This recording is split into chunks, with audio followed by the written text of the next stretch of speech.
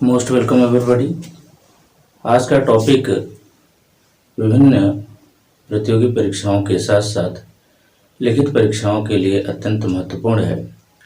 प्रायः प्रत्येक विद्यार्थी के सामने यह कठिनाई देखी जाती है कि परीक्षा में किस प्रकार लिखें कि अधिकाधिक अंक प्राप्त हो सकें। तो आज उसी दिशा में महत्वपूर्ण प्रयास किया जा रहा है। यदि दिए गए पॉइंट्स पे फोकस किया जाए, दिए गए पॉइंट्स पे कार्य किया जाए तो निश्चित रूप से आने वाली परीक्षाओं में अपेक्षित अंक प्राप्त किए जा सकते हैं। यहाँ तक कि कॉलेज स्तर पर या यूनिवर्सिटी स्तर पर भी मैक्सिमम अंक प्राप्त होने की संभावनाएं बन सकती हैं। तो आइए देखते हैं कि कौन कौन से महत्वपूर्ण पॉइंट ऐसे हैं जिन्हें अपनाकर हम अपने स्कोर को, हम अपने अंकों को या अपने ग्रेड को परीक्षाओं में सुधार सकते हैं। इसके कुछ उपाय बताए गए हैं। जैसे पहला उपाय है दिए गए निर्देशों पर ध्यान देना। दिए गए निर्देशों पर ध्यान देना मतलब प्रश्न पत्र जैसे ही परीक्षा कक्ष में आवंटित होता है या वितरित होता है, अक्सर ये देखा जाता है कि विद्यार्थी बिना निर्देशों को पढ़े, बिना डायरेक्शंस को पढ़े उस पर कार्य करना शुरू कर देते हैं, लिखना शुरू कर देते हैं। जबकि पहली प्राथमिकता ये होनी चाहिए कि प्रश्न पत्र में दिए गए निर्देशों को ठीक से देखा जाए, उन्हें ठीक से पढ़ा जाए और उन्हीं के अनुरूप उत्तर देने का प्रयास किया जाए। तो यह सबसे महत्वपूर्ण है कि दिए गए निर्देशों का अनुपालन करना। दूसरा है सटीक उत्तर। क्वेश्चन क्या पूछा है या क्वेश्चन में क्या जवाब मांगा गया है, उसी अनुरूप प्रश्न का उत्तर दिया जाना चाहिए। जिसके बारे में पूछा गया है सटीक उसी के बारे में लिखा जाना चाहिए, तभी अच्छे अंक प्राप्त किए जा सकते हैं। तीसरा है स्वच्छ सुंदर लिखावट। जो भी लिखा जाए वह साफ सुथरा हो, स्पष्ट हो, पठनीय हो और प्रयास यह रहे कि सुंदर अक्षरों में लिखा जाए, क्योंकि आकर्षक अक्षर अधिकांशतः यह देखा गया है कि औसत से अधिक मार्क देने में सक्षम होते हैं। इसलिए जिन विद्यार्थियों की हैंड राइटिंग अच्छी नहीं है उन विद्यार्थियों को अपनी हैंड राइटिंग अवश्य सुधार लेनी चाहिए या सुधारने हेतु सतत प्रयास किया जाना चाहिए। यह केवल हिंदी माध्यम के विद्यार्थियों के लिए ही नहीं बल्कि अंग्रेजी माध्यम के विद्यार्थियों के लिए भी अत्यंत महत्वपूर्ण है। तो स्वच्छ और सुंदर लिखावट भी अच्छी स्कोरिंग कर सकती है। आरेखों या चित्रों का वांछित प्रयोग। कई ऐसे विषय होते हैं जिसमें आरेखों का प्रयोग नहीं करना पड़ता है, किंतु कुछ ऐसे महत्वपूर्ण विषय होते हैं जिनमें आरेखों का पॉइंट के अनुसार या दिए गए प्रश्नों के अनुसार उत्तर अपेक्षित होता है। जिसमें सबसे प्रमुख विषय ज्योग्राफी या भूगोल है, इकोनॉमिक्स है और भी कई इस तरह के विषय हैं, प्रयोगात्मक विषय हैं, साइंस के सब्जेक्ट हैं जिसमें आरेखों या चित्रों की आवश्यकता प्रतीत होती है। यदि समयानुसार उन आरेखों और चित्रों की तैयारी करके परीक्षा के दौरान उसे ड्रा किया जाए, उसे प्रश्नों के अनुरूप चित्रित किया जाए तो निश्चित रूप से अधिकतम अंक प्राप्त किए जा सकते हैं। औसत विद्यार्थी से ज़्यादा अंक प्राप्त किए जा सकते हैं। प्रायः मूल्यांकन में यह देखा जाता है कि जो शिक्षक मूल्यांकन कर रहे होते हैं, जो टीचर्स मूल्यांकन कर रहे होते हैं, वह इस बात पर विशेष ध्यान देते हैं कि संबंधित विषय में जहाँ चित्र की संभावना है उनमें विद्यार्थी ने, परीक्षार्थी ने चित्र बनाया है या नहीं। चित्रों के बनने से औसत मार्क्स से अधिक मार्क्स प्राप्त किए जा सकते हैं। ये बनाए गए चित्र परीक्षकों को या एग्जामिनर्स को, टीचर्स को बहुत प्रभावित करते हैं, जिससे टीचर औसत से अधिक अंक देने का प्रयास करते हैं और कुछ शिक्षक औसत से अधिक अंक देते भी हैं। तो चित्रों या आरेखों का वांछित प्रयोग। अगला है महत्वपूर्ण बिंदुओं को हाईलाइट करना। प्रायः कई ऐसे प्रश्न होते हैं जिनमें कुछ महत्वपूर्ण बिंदु ऐसे होते हैं जिन्हें हाईलाइट करने की आवश्यकता होती है। यह हाईलाइट कैसे किया जा सकता है?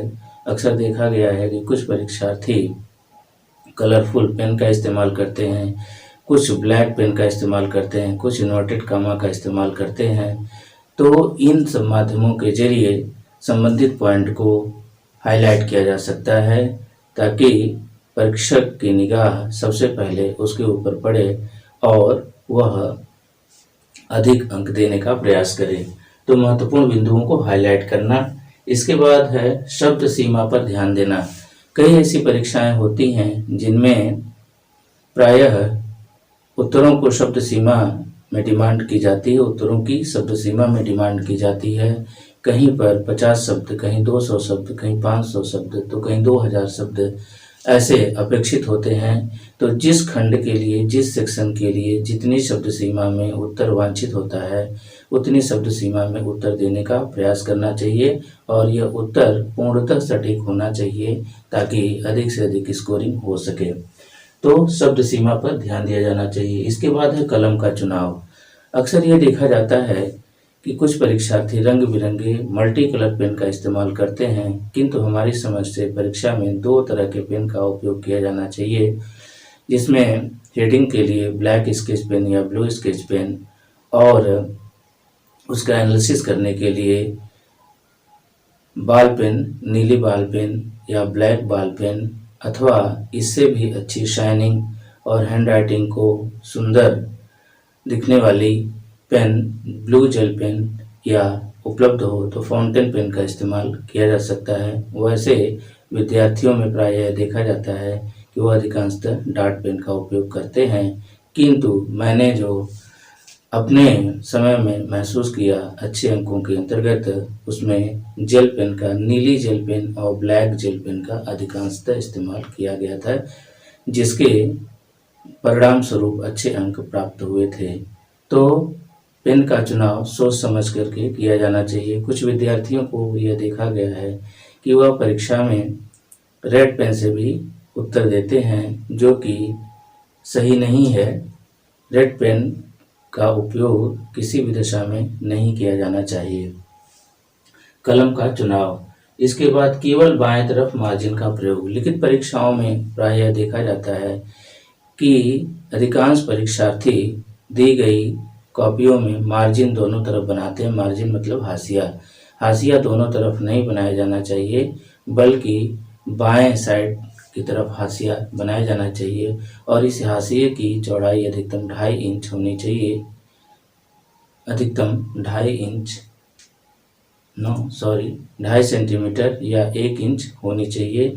अधिक हाशिया का मतलब होता है, परीक्षक ये समझ जाता है कि विद्यार्थी को या संबंधित परीक्षार्थी को उत्तर नहीं आ रहा है और वह खाना पूर्ति केवल कर रहा है। इसलिए इस बिंदु पर भी फोकस किया जाना चाहिए, इस बिंदु पर भी ध्यान दिए जाने की आवश्यकता है। हाशिया का प्रयोग सोच समझकर या उचित रूप में किया जाना चाहिए। इसके बाद अगला है बड़े प्रश्नों का उत्तर नए पेज से।